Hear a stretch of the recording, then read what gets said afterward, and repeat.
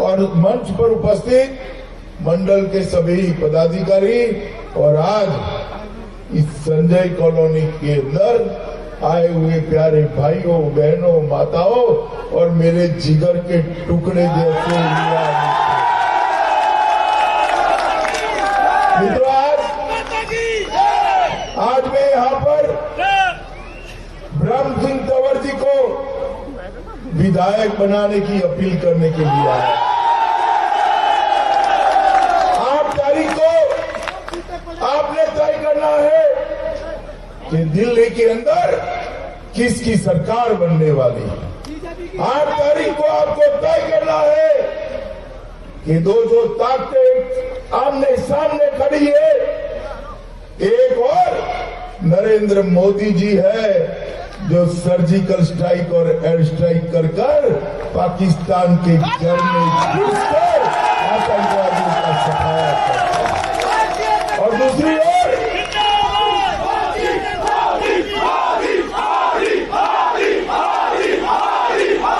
बोलो भारत माता की, और दूसरी ओर वो लोग जो है जो शाहीन बाग का समर्थन कर रहे हैं। शाहीन बाग का समर्थन आपको तय करना है कि संजय कॉलोनी के मतदाता किसके साथ जाना चाहते, और आपका एक वोट हमारे भाई ब्रह्म सिंह तंवर को तो विधायक बनाएगा ही, परंतु आपका एक एक वोट देश को और दिल्ली को सुरक्षित करने के भी काम में आने वाला है। क्या दिल्ली में 5 साल से आम आदमी पार्टी की सरकार चल रही है। मित्रों, मैं बचपन से राजनीति के अंदर काम करता हूं, ढेर सारी विपक्ष की भी सरकारें देखी है, भाजपा की भी देखी है, और आप सबने मिलकर मुझे भाजपा का अध्यक्ष बनाया, ढेर सारी सरकार बनाई भी है। सरकारों में स्पर्धा हो कि कौन सरकार हर घर में पीने का पानी पहुंचा देती है, कौन सरकार शुद्ध पीने का पानी पहुंचाती है, कौन सरकार अच्छे रोड बनाती है, कौन सी सरकार हर घर में बिजली पहुंचाती है, कौन सी सरकार हर घर में शौचालय पहुंचाती है। इस प्रकार के कामों की स्पर्धा होती है देश भर में। हर 6 माह में कोई न कोई मीडिया वाला इसका सर्वेक्षण करता है, मगर 5 साल में ये केजरीवाल सरकार कहीं पर भी नंबर 1 नहीं बन पाई। मित्रों, नंबर 1 नहीं बन पाई। बन पाई है? जरा बोलो तो, बन पाई है? अरे एक बात है जिसमें केजरीवाल जी का नंबर 1 आया। मित्रों, 5 साल हो गए। 5 साल पहले अन्ना के आंदोलन की आत्मा को छलते हुए श्री केजरीवाल राजनीति ज्वाइन किए और दिल्ली की जनता ने अपनी पलकों पे बिठाकर उनको मुख्यमंत्री बना दिया। उन्होंने क्या क्या वादे किए थे वो आज मैं याद कराने के लिए आपको आया। मित्रों, उन्होंने कहा था कि हम 1000 स्कूल बनाएंगे। संजय कॉलोनी वालों, 1000 में से एक भी स्कूल आपके यहाँ बना है क्या? जोर से बोले, बना है क्या? उन्होंने कहा था हम 50 कॉलेज बनाएंगे। बताओ संजय कॉलोनी वालों, एक भी कॉलेज बना है क्या? उन्होंने कहा था 15 लाख सीसीटीवी कैमरा लगा देंगे। दिल्ली में कुल 1.5 लाख लग गए। मैंने कहा तो वो खुश हो गए कि चलो भाई 1.5 लाख ही सही, मगर ये 1.5 लाख लगा तो दिया। अमित शाह जी झूठ बोलते थे, मुझसे पहले कहा गया एक भी नहीं लगाया। अब 1.5 लाख कहा तो खुश खुश खुश खुश खुश खुश। केजरीवाल जी, मैं भी आपको एपिसोड में सत्य बताता हूं। ये 1.5 लाख में से 1.25 लाख नरेंद्र मोदी सरकार ने लगाए हैं। आपके 15 लाख तो भैया ढूंढने हैं। मुझे मालूम था 1.5 लाख बोलते ही आप खुद पढ़ोगे, इसलिए 1.5 लाख किसने लगाया मैं नहीं बोला था। आज संजय कॉलोनी वालों को कह रहा हूँ कि 1.5 लाख में से 1.25 लाख के मेरा तो नरेंद्र मोदी सरकार के लगाया।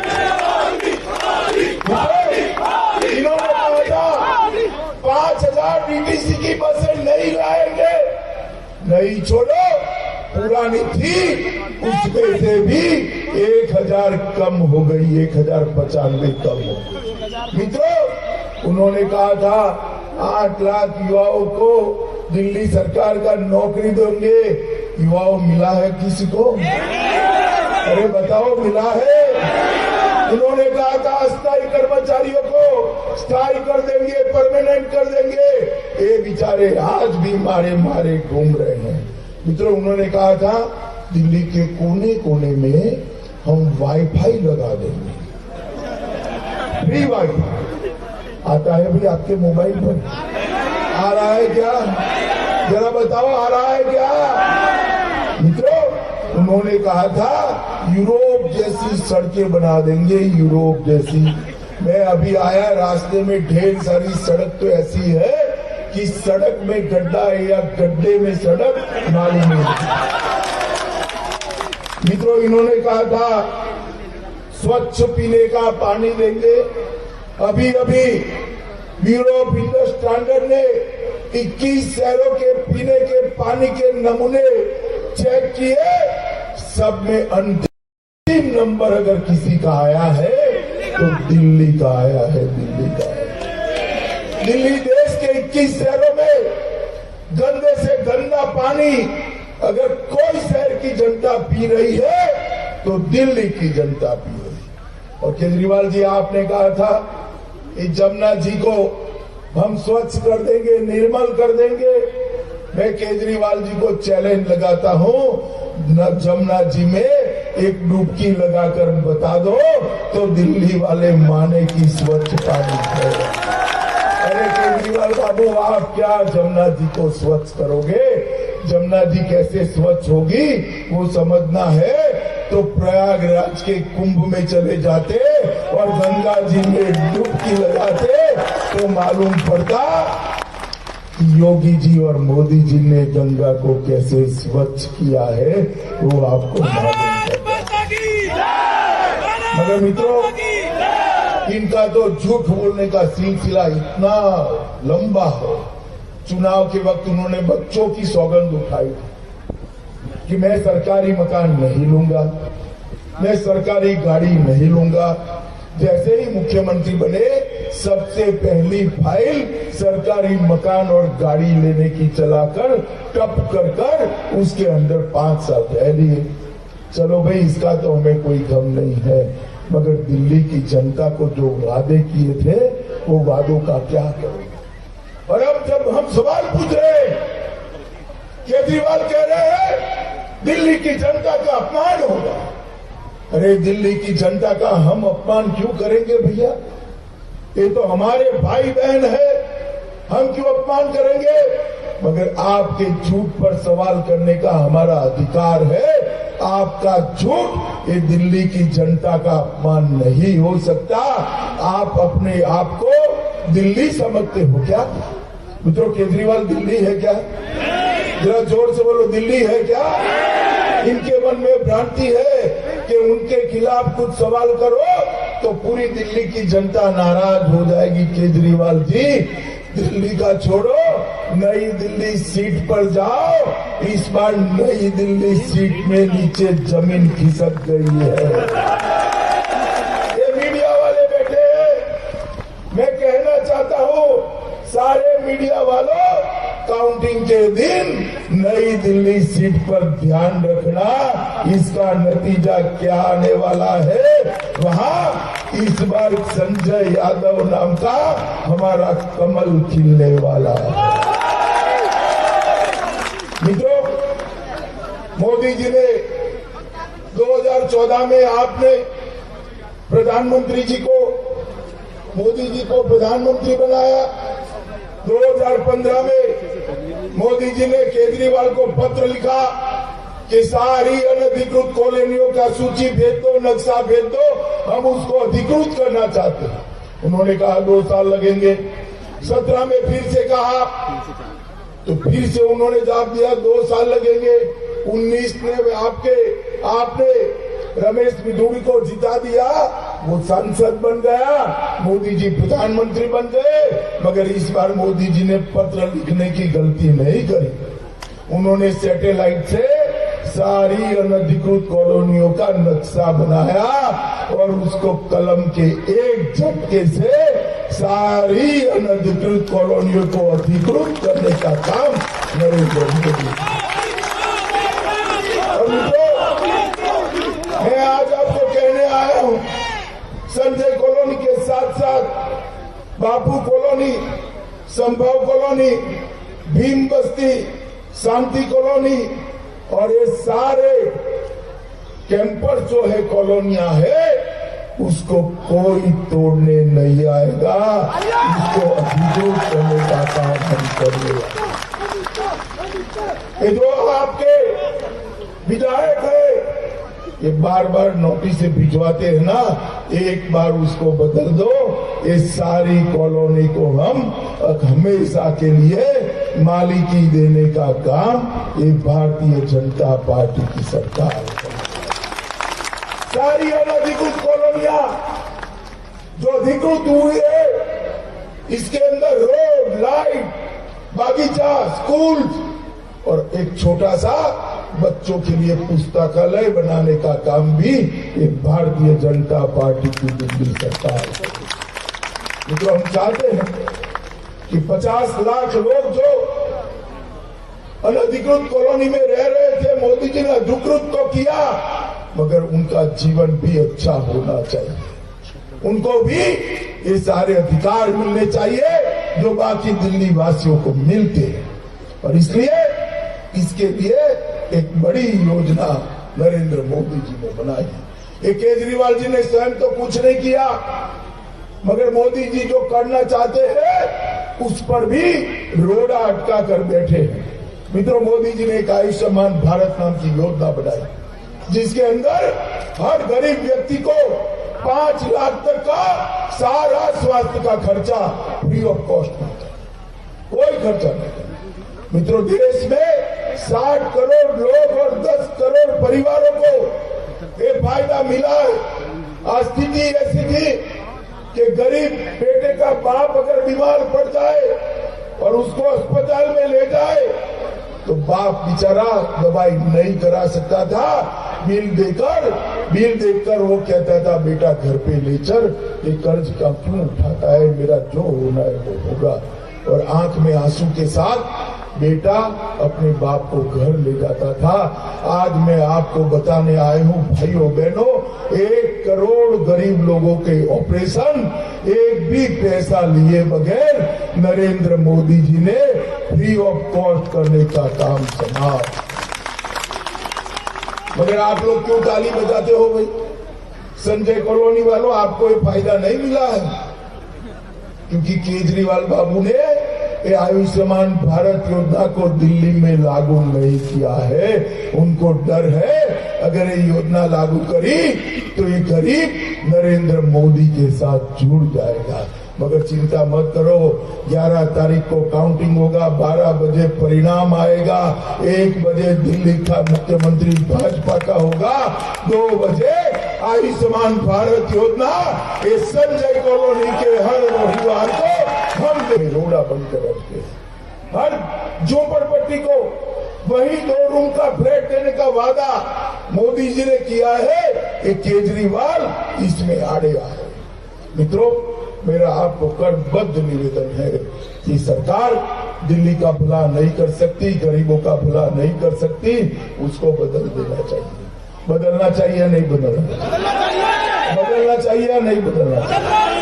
मित्रों, मोदी जी को आपने दूसरी बार प्रधानमंत्री बनाया, 303 सीटें दी, पूर्ण बहुमत दिया, राज्यसभा में पूर्ण बहुमत दिया। इसके बाद मोदी जी ने एक के बाद एक 70 साल से उलझे हुए सवालों को संसद के अंदर पूरा करने का काम कर दिया। इतनी बड़ी कॉलोनी है। मुझे बताओ भैया, आप सभी लोग चाहते हो या नहीं चाहते हो कि अयोध्या में प्रभु श्री राम का भव्य मंदिर बने? चाहते हो या नहीं चाहते हो? जोर से बोलो, चाहते हो या नहीं चाहते हो? 550 साल से देश भर के लोग अयोध्या के अंदर, जहां प्रभु श्री राम का जन्म हुआ था, वहां एक भव्य राम मंदिर की आशा लगाए टिकटिकी लगाए बैठे थे। कोर्ट में केस आता था, एक कांग्रेस एंड केजरीवाल, उनके लॉयर खड़े हो जाते थे, तारीख पे तारीख, तारीख पे तारीख, तारीख पे तारीख। वो कपिल सिब्बल कहते थे अभी मत चलाओ, केस मत चलाओ। क्यों भैया कपिल, आपके पेट में क्या दर्द होता है? मगर मोदी जी की सरकार आई, केस चल गया, और मैं आपको कहता हूं 4 महीने के अंदर अयोध्या के अंदर आसमान को छूने वाला रामलल्ला का भव्य मंदिर का निर्माण हमें रोक नहीं सकते। मित्रों, क्यों राम मंदिर का विरोध करें? क्योंकि उनको अपनी वोट बैंक का डर है। संजय कॉलोनी वालों, उनकी वोट बैंक आप हो क्या? आप हो? आप हो क्या? जरा ईश्वर बोलो, आप हो क्या? कौन है भैया उनकी वोट बैंक? बोलो, जोर से बोलो, कौन है? जोर से बोलो, कौन है? ये उनकी वोट बैंक से डरते हैं, इसलिए ऐसा करते हैं। मित्रों, धारा 370 और 35 से हमारे कश्मीर को भारत के साथ जोड़ने से रोक 70 साल से जवाहरलाल नेहरू ने 370 और 35 से डाली, कोई हटाने की हिम्मत नहीं करता था। वो फिर से वो वोट बैंक का डर लगता था उनको। नरेंद्र मोदी जी आए, पूर्ण बहुमत आया, राज्यसभा में बहुमत आया। 5 अगस्त 2019 को मोदी जी ने धारा 370 और 35 को उखाड़ कर फेंक दिया। और आज हमारा कश्मीर भारत का अभिन्न अंग है, भारत माता का मुकुटमणि है।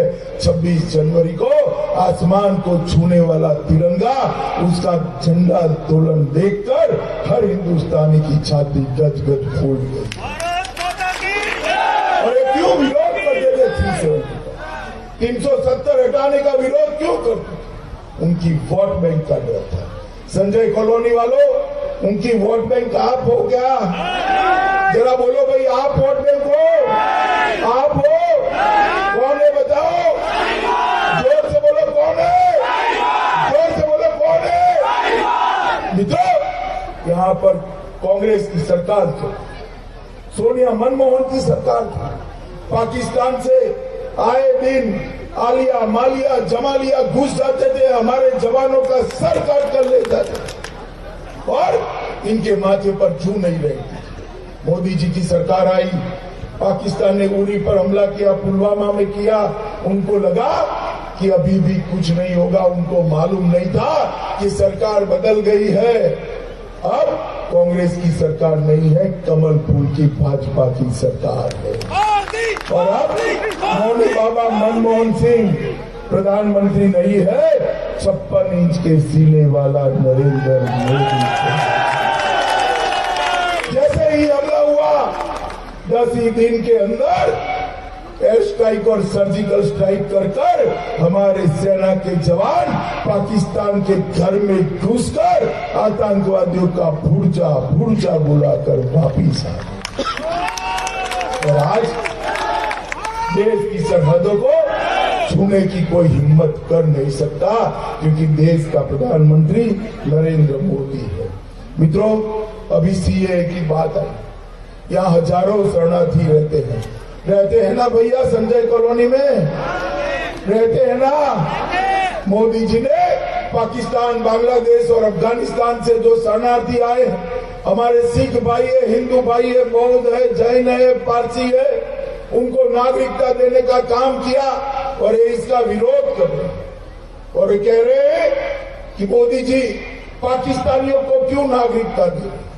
अरे केजरीवाल जी, कि जिनके घर छीन लीजिए, जमीन छीन गई, जिनके परिवार की औरतों के साथ बदसलूकी की गई, ये पाकिस्तानी नहीं है, ये हमारे भाई है, हमारे बहन है और उनका हिंदुस्तान पर हमारे जितना ही अधिकार है।